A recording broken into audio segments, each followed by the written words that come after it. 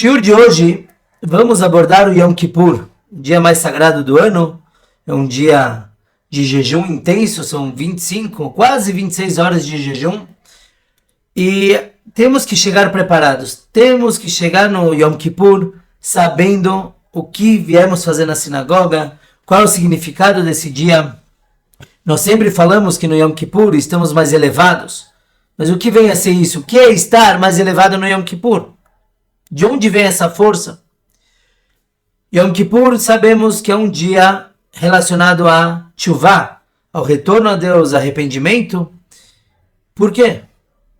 É o dia do perdão. Na verdade, o Rebbe anterior, ele falava que até a Mincha, até a última reza antes do Yom Kippur, nós focamos no passado, e Yom Kippur focamos no futuro. Mas ainda assim temos muitas confissões de pecados durante todo o Yom Kippur. Então, qual é o significado da Teshuvah no Yom Kippur? Por que a Teshuvah é mais especial no Yom Kippur? E na verdade, por que precisamos do Yom Kippur? Nós lemos no Maimônides, no Rambam, que se uma pessoa ela peca e ela faz Teshuvah, Deus já perdoou, ele está perdoado, ele não tem mais esse pecado. Se nós lemos no Talmud, tem uma discussão muito interessante entre Rabi, que era Rabi Yehuda Nassi, o líder do povo, e Rabbanan. Rabi e Rabbanan, eles estavam discutindo sobre toda a ideia da Teshuvah. Então Rabi, ele falava que o dia do Yom Kippur já perdoa. Então mesmo se uma pessoa não fez Teshuvah antes, ele não retornou a Deus, somente o fato dele chegar no Yom Kippur, ele já é automaticamente perdoado. Rabbanan dizem que não. Rabbanan dizem que o dia perdoa se a pessoa fez Teshuvah antes. Então volta aquela pergunta. Se a pessoa já fez Teshuvah, já retornou a Deus, já pediu perdão, por que precisa do Yom Kippur? O que o Yom Kippur tem de a mais? Na prática, a Halachá, a lei é sempre determinada pela maioria. Rabbanan são vários rabinos que discutiram com o Rebbe, apesar do Rebbe ser o líder da geração. Então a lei fica como eles, que realmente o Yom Kippur só serve se a pessoa já fez Teshuvah. Mas se ele já fez Teshuvah, para que o Yom Kippur? Rabi, quando ele vai falar da opinião dele, ele diz Itzumo shel yom mechaper, que a essência do dia já perdoa. Já é o suficiente para perdoar um pecado. Que essência é essa? Então vamos ver primeiro o que é o dia do Yom Kippur. Já tivemos outras aulas especificando muito bem de onde veio Yom Kippur depois do pecado do bezerro de ouro, como que Moisés subiu no Monte Sinai e ele ficou 40 dias lá pedindo perdão e depois desceu de novo e subiu de novo, desceu 3 vezes, ele subiu e desceu, até que no dia de Yom Kippur ele voltou com as tábuas da lei. Isso já é conhecido e dali a gente vê que esse dia tem uma força maior de perdoar, porque é como Moshe falou, Deus perdoou vocês. Agora, o que acontece no decorrer do dia do Yom Kippur? Nós sabemos que temos muitas rezas. Temos o maior número de rezas do ano todo. Todos os dias temos 3 rezas somente. No Yom Kippur, nós temos 5 rezas. No Shabbat, festividades, temos 4. E o Yom Kippur é o único dia que tem essa reza a mais.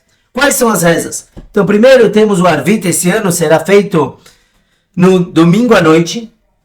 Então 6 horas começamos o Kol Nidrei, que é aquela famosa reza cantada, na qual anulamos nossas promessas. Isso tem um significado muito profundo, das promessas serem limitantes e limitadoras. Nós anulamos, quer dizer, entramos num ano sem limite nenhum, no bom sentido, quer dizer, nós não nos amarramos em manias e vícios e preconceitos que temos.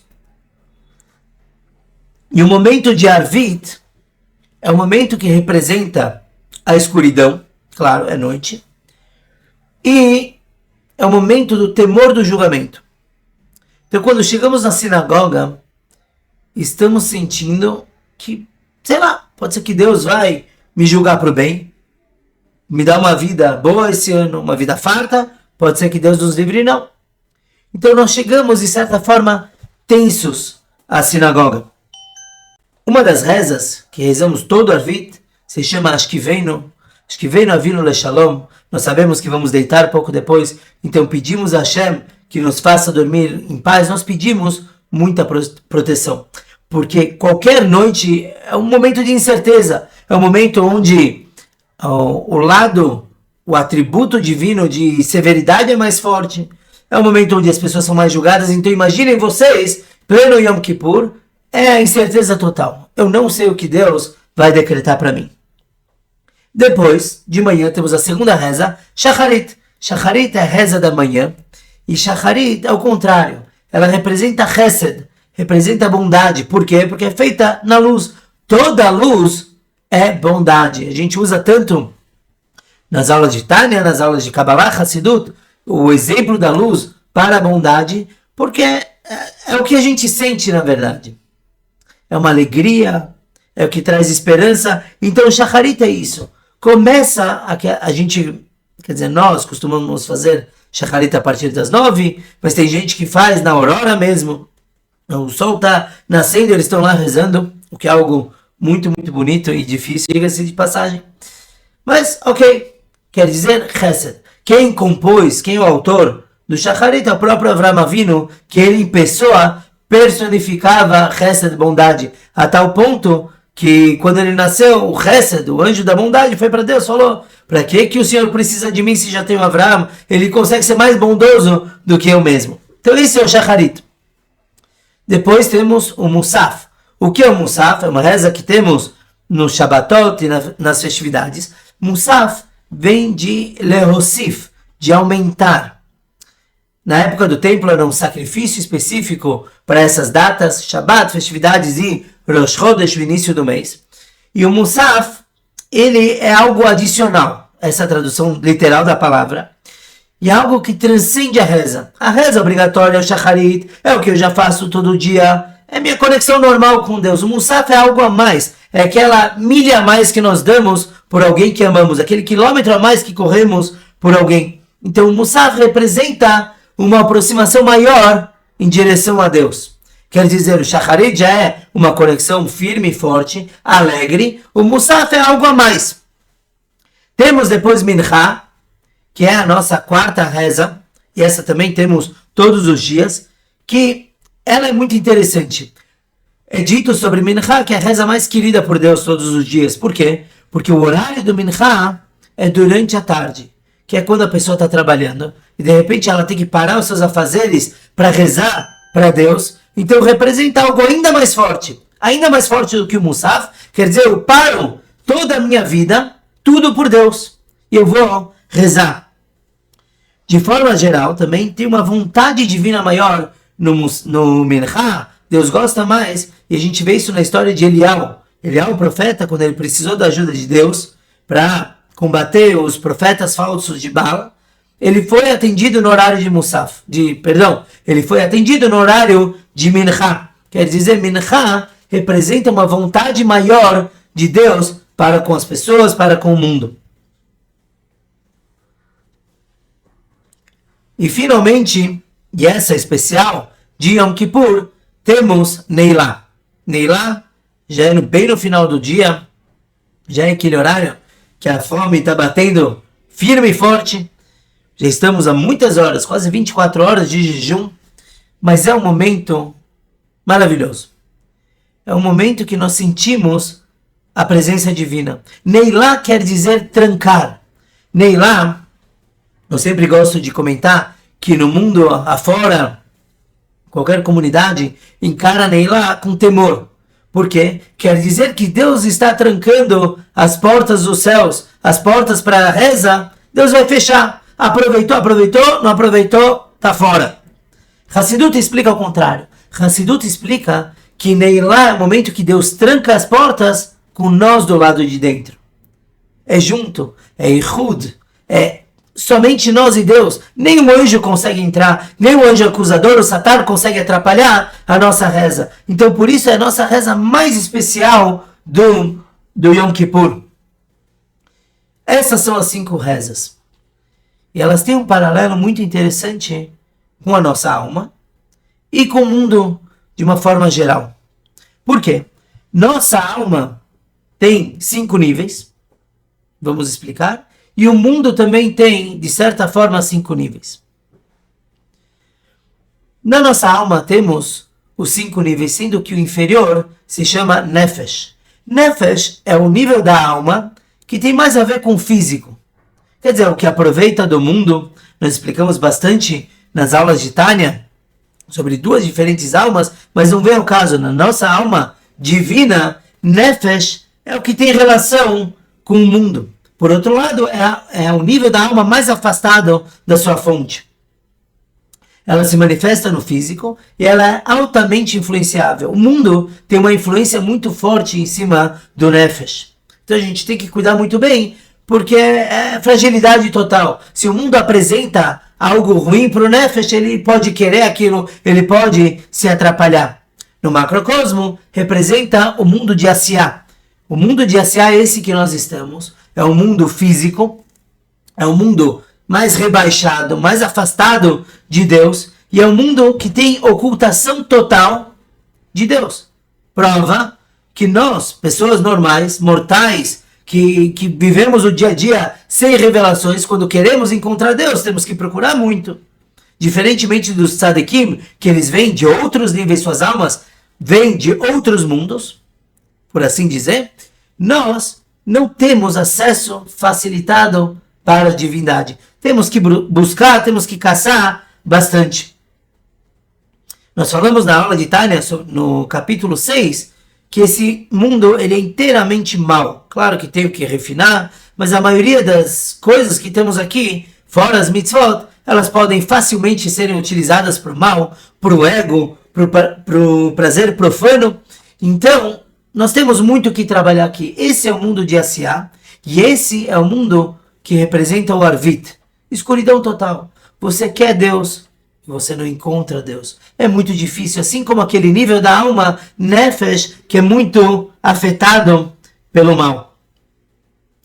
Lembrando, isso é importante frisar, já falamos bastante no Tânia, quem quiser pode assistir depois as aulas, tem todas as aulas online, vale a pena para poder aprender mais, mas lembrando que a escuridão, ela oculta a divindade porque Deus assim o quis.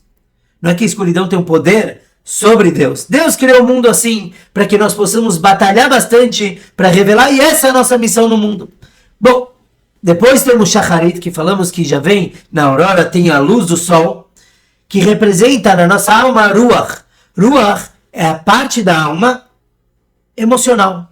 É a parte que serve Deus, já não tem a ver com o físico, mas são as emoções. Se mal utilizadas, são o amor por tolices e coisas vãs, são o temor por coisas que não nos deviam amedrontar, mas do lado positivo, do lado divino, o Ruach é aquele amor e temor para Deus. O amor que temos quando fazemos uma mitzvah, quando fazemos um favor ao próximo. O temor que sentimos quando estamos na presença da Torá, por exemplo, o respeito, não é temor de medo, mas é um temor de respeito profundo que nós sentimos perante o divino.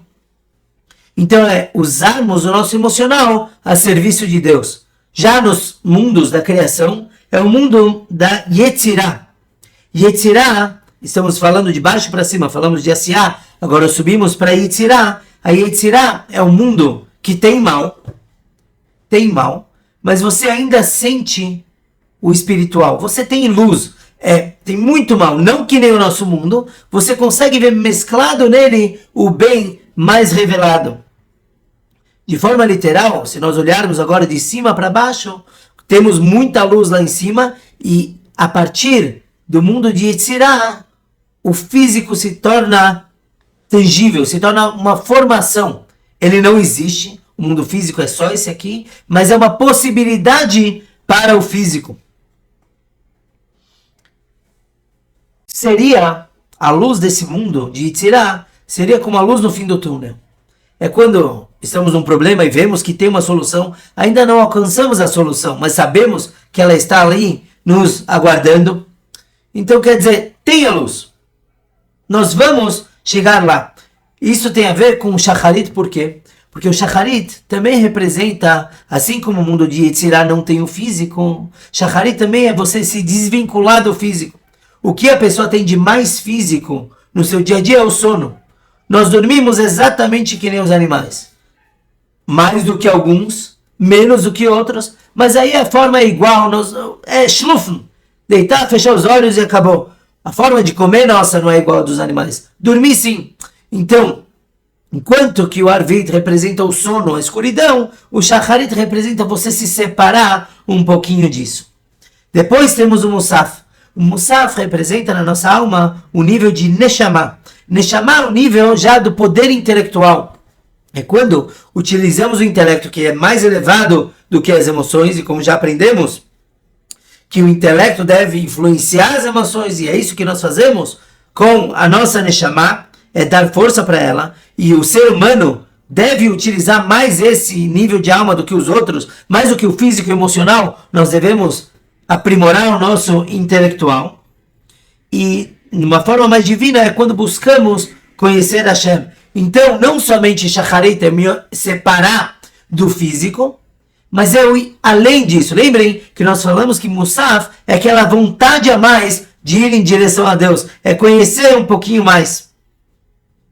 E esse é o nível mais elevado que uma pessoa consegue alcançar sozinha. Os próximos dois não. E por que isso? Porque esses três níveis de Nefesh, Ruach e Neshama estão dentro do nosso corpo. Então, a qualquer dia, a qualquer momento, nós podemos acessar, nós podemos modificar a forma que lidamos com o físico, com o emocional e com o intelectual.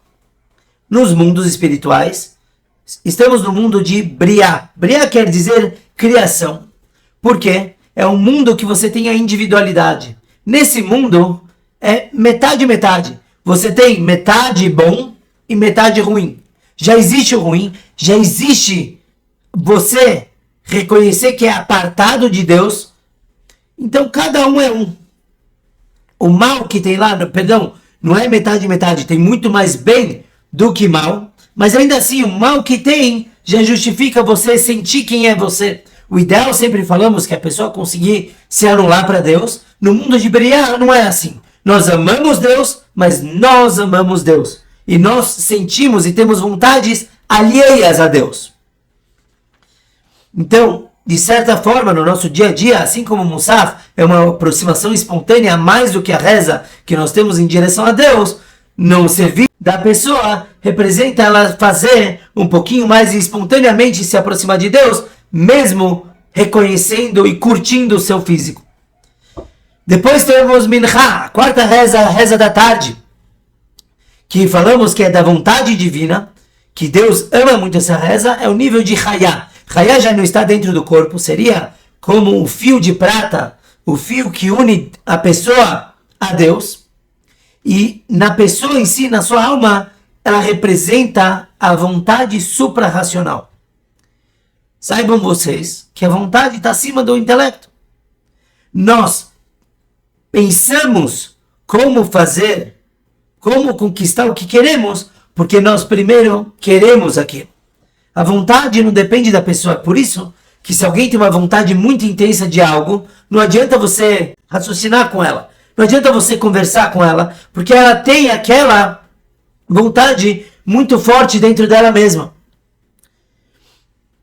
No nível da alma, da Chayá, ela tem uma vontade, já que é do lado divino, ela tem uma vontade muito forte por Deus. E por isso que é nesse momento que Eliyahu Navi conseguiu atrair, porque uma vez que a vontade divina é acima do racional, então a pessoa consegue acessar nesse horário usando esse nível da alma.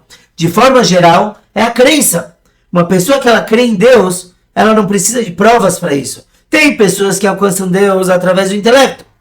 De repente eu cheguei numa prova, eu estudei algo de Torá e me fez acreditar em Deus. Tudo bem, é válido. Tem a pessoa que alcança Deus pelo emocional. Eu me senti tão bem no Yom Kippur que realmente Deus existe. Cada um. Mas no nível de Chayá é aquela crença nata que tem em cada um, de que acreditam, todo Israel é maminim bem maminim, são crentes, filhos de crentes, que a crença está lá. E ele acredita em Deus. Certa vez, num discurso sobre o Rebbe, o último discurso do Rebbe, mencionamos que esse é o trabalho do líder da geração, que é colocar essa fé, que muitas vezes é superficial, todo mundo tem, mas ela é superficial, colocar para dentro, quer dizer que possamos agir de acordo com essa fé. nos 4 mundos da criação, é o mundo mais elevado. É um mundo chamado Atzilut. Neste mundo, só tem o bem. O bem total. É só luz, não tem mal nenhum. Mas ainda assim, existe o eu. Lembrem, eu falei que Briá é a principal criação da individualidade. Mas a Atzilut também tem um pouquinho. Qual a diferença entre a individualidade de Atzilut e de Briá? É que a individualidade de Atzilut é o eu anulado para Deus. Eu sei que eu existo, mas eu me entrego completamente para Deus. Diferente de Briá, que é eu me entrego para Deus, mas eu tenho as minhas vontades, então essa entrega não é completa. No mundo de Atzilut é total. Então todas as almas que vêm diretamente de Atzilut, que não são filtradas pelos outros 3 mundos, elas sentem Deus o tempo todo. E essas são as almas dos nossos líderes e etc. Então nós vimos os 4 níveis dos mundos da criação, como que de baixo para cima eles vão tendo cada vez mais luz, enquanto que de cima para baixo o mal vai aparecendo, a individualidade e também a ocultação da luz divina. O que acontece então em Neilá? A quinta reza. Se são apenas 4 mundos, o que eu tenho na quinta reza é algo fantástico. Nos níveis da alma, é o nível de Yehidá. Yehidá vem da palavra, quem conhece, Echad, um só. Yehidá é o nível da alma que se funde a Deus. Quer dizer, se você enxerga esse nível da alma, ele é Deus. Você não vai enxergar diferença entre o Deus. Óbvio que tudo isso é metafórico, não tem como a gente ver Deus. Mas nesse nível, você não vê diferença entre Deus e a alma. É uma coisa só. Seria, por exemplo, eu gosto de usar o exemplo de um abajur. Que o abajur são os 3 níveis inferiores da alma, né? O fio, o cabo é Hayá. Já quando você coloca a tomada lá dentro e encosta o metalzinho lá, os pinos, na própria eletricidade, então a eletricidade lá é uma coisa só e ela transfere para o resto. Isso é Yehidá. Na verdade, Yehidá é muito mais do que isso. Você não tem nem diferença entre o pino e o cabo que está dentro da parede. Mas a ideia, acho que dá para captar, que é onde unifica a alma com Deus. É a sua fonte. Nos mundos, se temos 4 mundos, o que seria o nível de Yehidá, o nível de Neilá, é acima da ocultação. Isso aqui é profundo, já é Kabbalah pura, que Deus, quando ele foi criar o mundo, ele causou um certo vácuo. Para falar em palavras simples, ele causou um vácuo dentro dele. Por quê? Porque se ele criasse o mundo como nós conhecemos, com a sua presença revelada, o mundo não aguentaria, porque é muita luz para pouco recipiente. E realmente uma vez Deus sim criou o mundo assim, e ele não aguentou, estourou, e se criaram daí faíscas divinas, que é o que nós elevamos com as mitzvot. É profundo, mas só para a gente captar um pouquinho dessa ideia. Então Deus fez um vácuo de si mesmo, que se chama tzimtzum, uma ocultação, e aí ele passou apenas um fio de sua luz, chamado de Kav, e a partir desse fio ele criou os 4 mundos. Então saibam que o Atzilut, apesar de ser divindade praticamente revelada, não é a essência de Deus. Um instantinho só. Não é a essência de Deus, mas é muito Deus. Já antes do Tzimtzum, antes dessa ocultação, é Deus puro. E isso é Yehidá. Esse é o nível mais elevado da alma. E isso é Neilá. Neilá é quando estamos na nossa fonte. Inclusive, por isso que nas profecias do perdão que temos, é dito Lifnei Hashem Titaru. Perante Deus, vocês vão ser purificados dos pecados. Perante Deus, esse nível acima da ocultação, quer dizer você perante o Todo-Poderoso na sua essência. E lá não tem nem anjos. Por isso que falamos que nem lá os portões são fechados e nenhum anjo entra, é porque não tem anjos para entrar. Os anjos são criados após o Tzimtzum. Já as almas, na sua fonte, vêm de antes, de cima do Tzimtzum.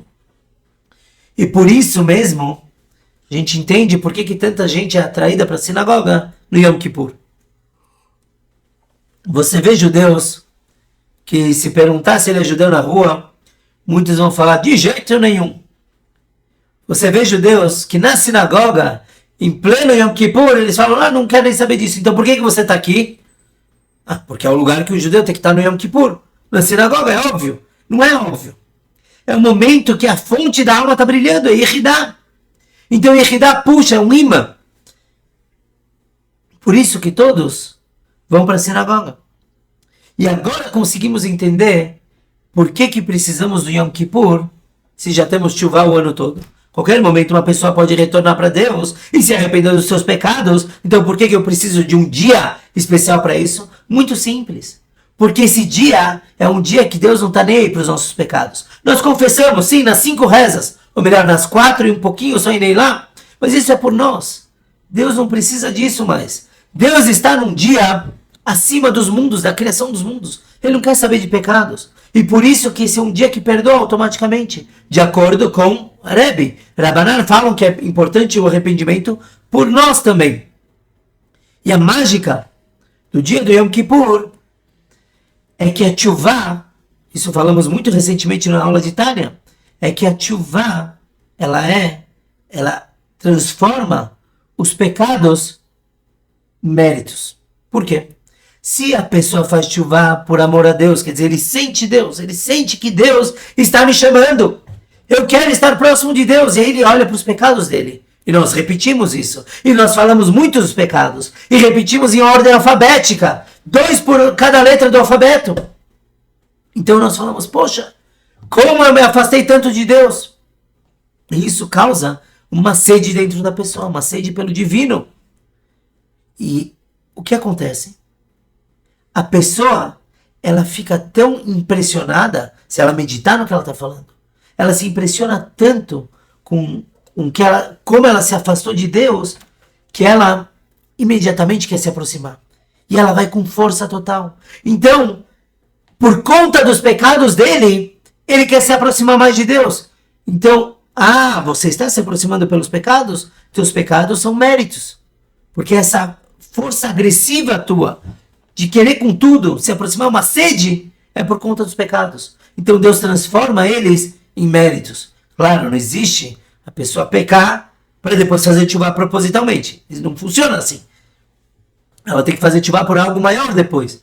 Mas é o que funciona quando a pessoa pecou sem querer ou intencionalmente, mas por conta de um espírito de tolice que entrou nele, ele faz tchuvá por amor a Deus, porque ele quer se aproximar a Deus, transforma os pecados em méritos. Se a pessoa fez tchuvá diferente, ele fez tchuvá, ele se arrependeu por temor. Eu não quero ser castigado, eu quero ter um bom ano, eu não quero perder saúde, Deus nos livre, ou sustento.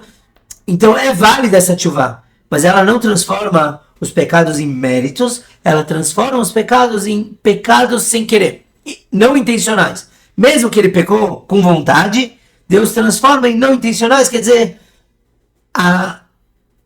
não a punição, mas a gravidade deles é muito mais suave. Mas o importante é, então, a pessoa voltar, retornar para Deus com amor, por amor a Ele, por querer se aproximar a Ele. Então isso é o Yom Kippur. O Yom Kippur é essa potência revelada, é o nosso nível de Yehidá, é o nosso nível de unificação com Deus. É acima do Tzimtzum, acima da ocultação se revelando. Então automaticamente a gente consegue perdão para os nossos pecados. E isso acontece com todo mundo. Tem que aproveitar. Tem que aproveitar e manter depois. Porque a pessoa se inspira no Yom Kippur e depois vai para lugares que não deveria, ou faz o que não deveria, é uma pena. Quer dizer, óbvio que ele foi perdoado, mas perdeu a oportunidade de sair limpo. E a verdade é que seres humanos, isso consta no Talmud, todo mundo acaba pecando. Vamos tentar pelo menos não pecar tão rápido e segurar a barra. Tentar pelo menos não fazer algo intencional. Terminar com uma história muito bonita sobre essa ideia da revelação, essa ideia da Neilá do Yom Kippur. Então, o terceiro Rebbe de Lubavitch, o Tzemach Tzedek, Rabbi Menachem Mendel, ele tinha um Hassid, um seguidor chamado Rebbe Mordechai. Isso era no final do século XVIII.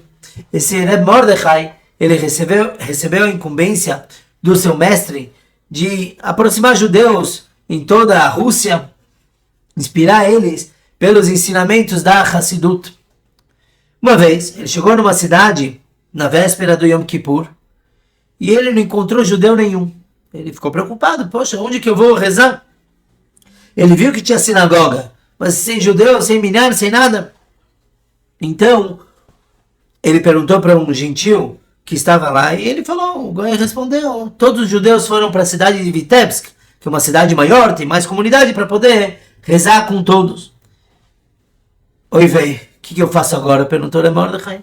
Então esse gentil, ele falou, vai, tem uma outra cidade aqui perto, um vilarejo, na verdade, de cantonistas, são os judeus, vai lá, tenta ver se você encontra eles. Os cantonistas, eles eram judeus que sofreram muito.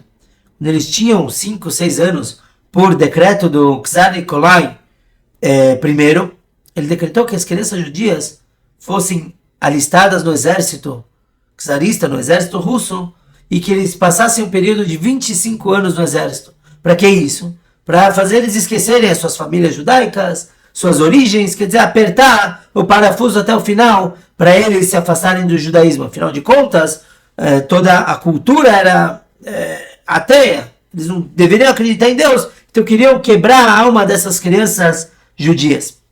Então Mordechai começou a ir em direção àquela cidade, vilarejo, dos cantonistas, e depois de 1 hora, 2 horas andando, ele realmente encontrou uns casebres, e quando ele se aproximou, e o pessoal que morava lá, os homens, viram um rabino, barba, chapéu, capota, eles ficaram super felizes, eles correram para abraçar o rabino, Shalom Aleichem, seja bem-vindo, rabino, uau, que alegria! Será que o senhor poderia conduzir as nossas rezas de Yom Kippur? Afinal de contas, nós somos muito ignorantes. O senhor aceitaria essa incumbência? Ele falou, claro, com muito prazer. Imagina, são pessoas sagradas. E aí o pessoal ficou meio sério. E um deles se aproximou do rabino e falou, rabino, só tem uma condição. O senhor pode conduzir as 4 primeiras rezas. Nem lá, um de nós vai ter que conduzir. O senhor aceita essa condição? Falou, claro, com certeza. Seria uma experiência bem diferente. Então assim foi. Ele se preparou, foi fazer mikve num rio que passava por ali, meditou bastante e começou o Yom Kippur, Kol Nidrei, e ele fez com uma emoção muito, muito, muito forte e conseguiu inspirar todo mundo. E assim foi Shacharit, Musaf, Mincha. Realmente para esses cantonistas foi o Yom Kippur que eles nunca tinham visto na vida toda. Tá bom. Chegou o momento de Neilá, e o líder deles se levantou, foi até o púlpito, até a bimá, de costas para o público, e o Rabino Mordechai ele foi atacado por uma emoção muito grande, porque ele sabia que esses homens haviam sofrido muito a vida toda, e ainda assim queriam rezar. Olha que bonito. De repente, aquele líder, ele começa a desabotoar a camisa. O Rabino Mordechai fica confuso, como assim? Ele quase grita, não pode? No meio da sinagoga você vai tirar a camisa? Mas ele não falou nada, ele deixou as coisas rolarem e ver o que ia acontecer. Aquele homem, quando ele tirou a camisa, ele revelou centenas de cicatrizes.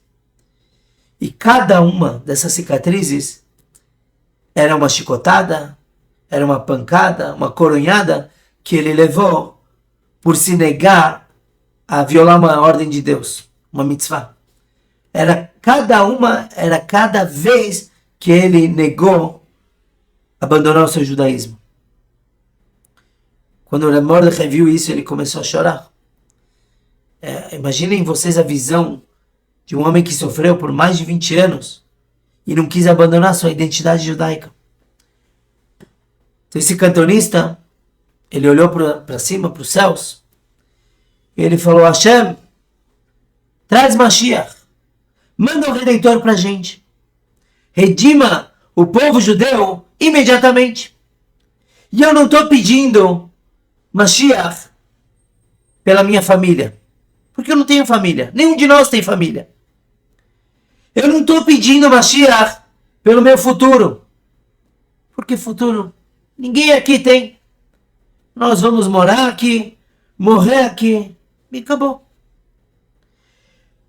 Eu não estou pedindo, Deus, eu não estou pedindo Mashiach pela minha carreira, porque eu não tenho carreira. Pelos meus filhos, porque eu nunca vou ter filhos. Ou pela minha reputação, porque não somos ninguém. Aos olhos de todo mundo não somos ninguém.